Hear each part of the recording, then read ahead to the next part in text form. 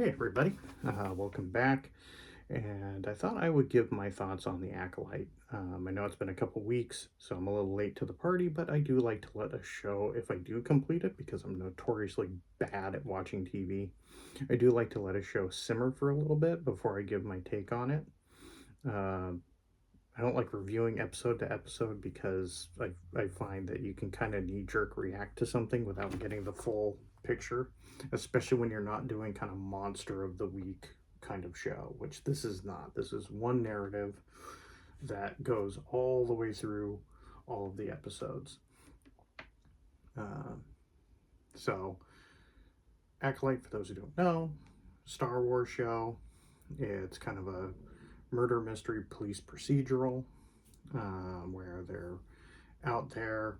They've got somebody who's killing Jedi. They need to find out why. They need to catch them. They need to find out kind of who's behind the plot to kill these Jedi. And, you know, there's certain things in that work. But honestly, that part of it is the least interesting part of the show. Um, and I think part of that problem is that the way that they structured it, and Leslie Headland went on record saying that she kind of structured it off of Rashomon. And if you haven't seen Rashomon, obviously, highly recommend any Akira Kurosawa.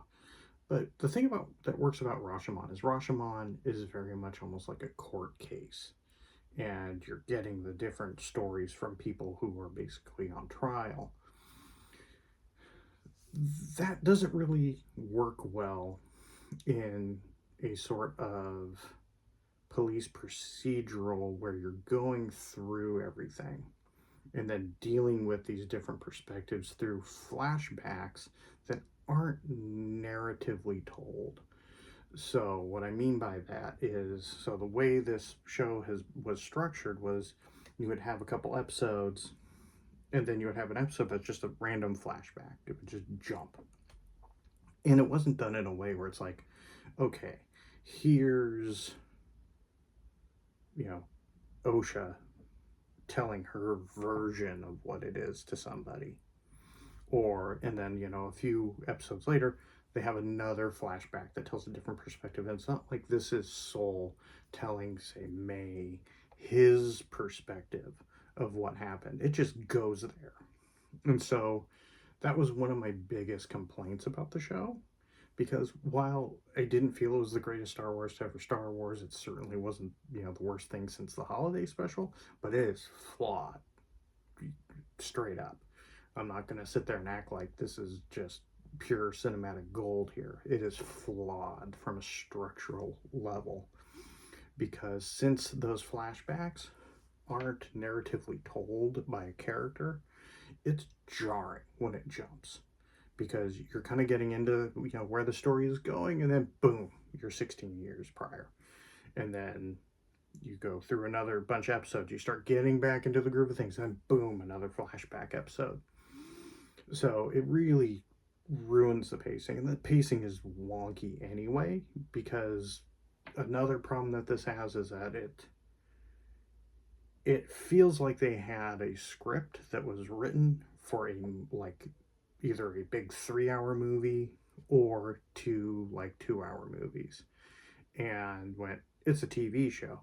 And so they went through and just kind of went chop, chop, chop, chop, chop along the story and didn't go back through to rewrite those chunks in a way that lends itself to episodic TV. So you have already a pacing problem because you're watching the show and then it just ends very abruptly. So that also caused some problems from a narrative perspective because it made it difficult to really get into it from an episodic standpoint.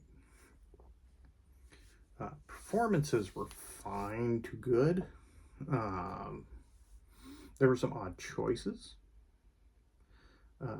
Most notably, and obviously spoilers, and if you were going to watch the show, odds are you've watched it already. But there were some odd choices, from a performance standpoint. And I don't necessarily blame the actors for this. I don't think, any of this is like, say, Amanda Stenberg's, I don't think any of it's her fault. I think where you run into stuff is choices made and not having an experienced enough director, or, whether they were rushed or what have you, to say, wait, this isn't working. So for instance, towards the very end of it, Osha kills Soul. She does it with a force choke after finding out that Soul did indeed kill her mother, and the Jedi had killed her whole coven of, witch, kind of community family. And she does the most emotionless. I mean, it just blank slate, blank slate. Her force choke has no tension. It has nothing to it, no rage. She's just very limply, just kind of meh. And like I said, there's nothing. It's blank slate on the face. Now, yes, that is a performance choice, but the reason I don't really blame her on that is because it's at a certain point, you as a director have to sit there and go, wait a minute. I'm looking at this through the monitor. I'm not feeling it. This isn't working. You just got told everything you knew is a lie. You're so enraged by this person in this moment that you're choking them to death. You're crushing their throat. I need to see something in the face of anger. I need to see clench, just that kind of clenched fist, grip, like you're physically just throttling him. That wasn't there. It's a weird choice.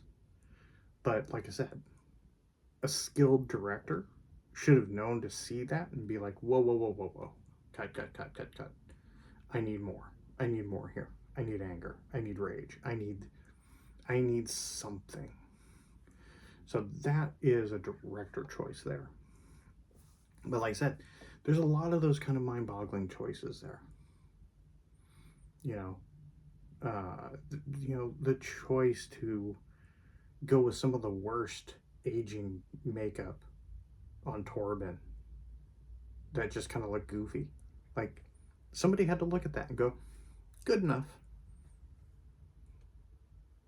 Okay. Like, that's a choice. So there were just some odd choices made that really kind of brought it down some. Now I know you're hearing me say this, you might think, oh, you really didn't like it. Well, that's not true. I'm just dispensing of these things right away. There are a lot of things that I liked. The other things that I liked do kind of, bring out some of the things that I didn't like. Because for me, some of the more interesting story stuff were things like, Vernestra Rowe and her interactions with, like, say, the High Council, and wanting to kind of cover things up because she's afraid of the Senate, and the Senate pushing to audit the Jedi. Like, that's interesting. That is neat. You could have spent way more time on that, while this other thing is the side story, the B story. The A and B story, to me, should have been flipped.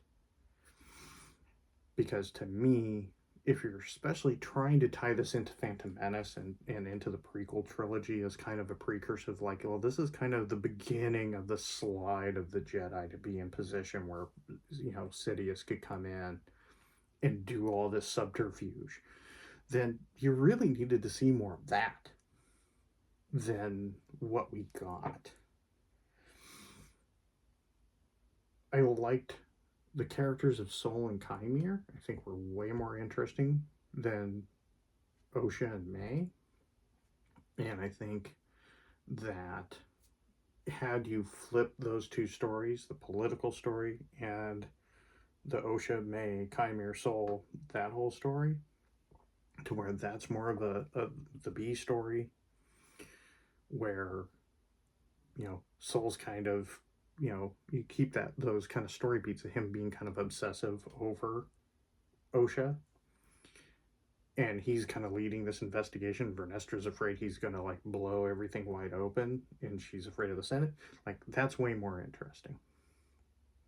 And you can still land at the same spots, but you just spend most of your time in this more intriguing story, this more kind of meaty story.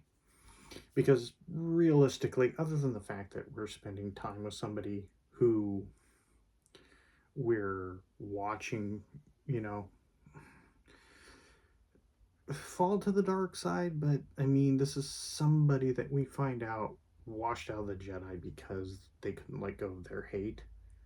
Well, then you're not really getting a tragic fall to the dark side. So it doesn't even really work on that level. And the switcheroo is so telegraphed that it's plainly obvious that's where they're going to go. So, again, the twin storyline doesn't really work. It's fine. It's just nothing interesting. There's just way more interesting stuff going on. That said, there's, a lot of cool stuff. The fight scenes I thought were excellent. I am a longtime Star Wars fan. So, yeah, things like popping in, Plagueis, even for a minute, is, gets me to do the meme and, gets me kind of curious as to what a season 2 would be. The biggest thing, and this is part of why I'm bad, especially with streaming shows, when it comes to watching TV, is it does the thing I hate the most, which is you get to the end, they have not been guaranteed for a second season, and it ends on a unresolved story and stingers for a second season. Because you end the show, it's not really resolved. Osha and Kymir go off to train. He's taken her off to train. Vernestra has blamed Soul for everything and now has a mind wipe May and is now going to use her and bring her along to go find Kymir and May. Plus, we open up the whole question around Kymir and Vernestra's relationship because we find out that he was her apprentice. So that question's opened up. And then, of course, ending with the stinger of her going in to talk to Yoda. All of these things are now completely blown wide open, unresolved things. And going off the reports, it sounds like they're not getting a season 2. So now you've got all of these things blown open when it should have just been resolved in a nice little bow. And I mean, you brought in Plagueis. You could have done that. You could have ended it with Plagueis just taking them both out. They go back. You could have had one more episode where, Kymir and May go back. They lock May up as part of the cover-up. That's all resolved. You don't make it a whole thing. You don't make Kymir Vernestra's ex-Padawan who fell. You don't even do that. You just, okay, cover up his nice tiny little bow. Kymir and Osha go back. And he's, they're in there. And then Plagueis, comes in and is like, oh, you thought you were doing something here. They have a fight. Plagueis wipes them both out. And then, boom, that's tied up in a nice little bow. And then if you get a season 2, you can delve into Plagueis looking for his new apprentice, his acolyte, that kind of stuff. You could go there. But, now it's not looking like you're going to get a season 2. And you've opened up all of these big questions. This is why, I don't really watch a lot of TV. This is my biggest irritant with TV, especially streaming. So, when I first finished watching it, I was on that little bit of a high, because, you had all that stuff in the final, you had the Yoda, you had the stuff that even if, the show is sitting around, say 3 stars for you, it keeps it solid because, you get that itch, scratched. You get that, you're a nerd, shiny keys, ooh, itch scratched. So now that I've let it sit, it's probably more of a 2.5. Like, there's some good stuff there, but not enough to make it great. Like, it's fine. It's perfectly serviceable Star Wars. You know, could it have been better? Yeah, it could have. But that being said, I mean, you might enjoy it. It may play better watching it in a binge than watching it episodically like I did. But that's my thoughts on the Acolyte. Do I wish it was going to get a second season? A little bit, but unfortunately, it was too flawed probably to get one. See y'all in the next video.